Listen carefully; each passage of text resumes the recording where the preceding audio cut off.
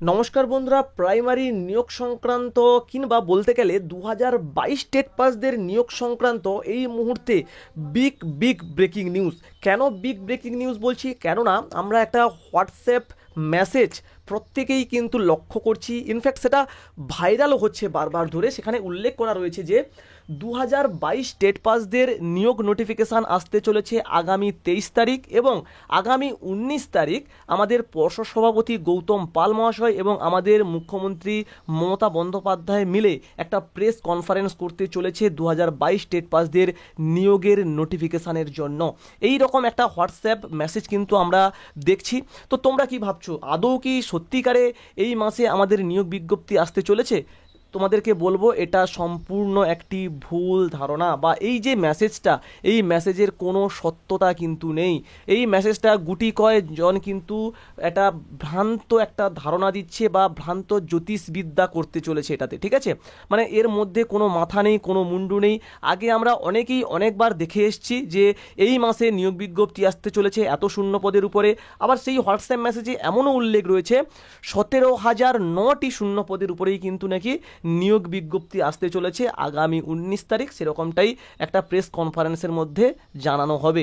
তো যেটা একেবারেই কিন্তু ভুল। কেন ভুল বলছি? কেননা আমরা এর আগেও কিন্তু অনেকবার দেখে এসেছি, কেউ কেউ বলে এসছে গোপন সূত্রে পেয়েছি এই এত তারিখে ইন্টারভিউ নোটিফিকেশান আসতে চলেছে, পুজোর আগে ইন্টারভিউ নোটিফিকেশান আসতে চলেছে। তো আদৌ এটা কতটা সত্য সেটা কিন্তু আমরা কোনোভাবেই বলতে পারবো না। আর তাছাড়া এত ভ্যাকেন্সি কম দিয়ে যে নোটিফিকেশান প্রকাশ করবে সেটাও কিন্তু বিশ্বাসের একটা অযোগ্য, ঠিক আছে?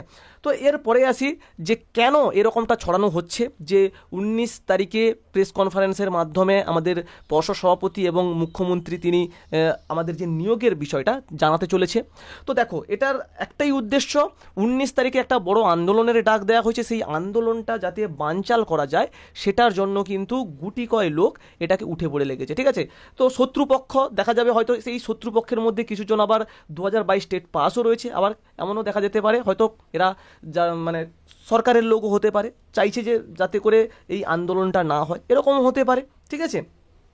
তো একটা বিষয় আমরা তোমাদের কাছে বারবার তুলে ধরেছি, যতবারই আমরা ডিপিএসসিতে গেছে আমাদের তরফ থেকে ক্যান্ডিডেটরা যতবারই ডিপিএসসিতে গেছে ততবারই কিন্তু বলেছে এপিসি ভবন থেকে যদি আমাদের নোটিফিকেশান দেয়, আমাদের যদি বলে, তাহলে কিন্তু আমরা সেই মাফিক নিয়োগ কিন্তু শুরু করে দেবো দুদিনের মধ্যে।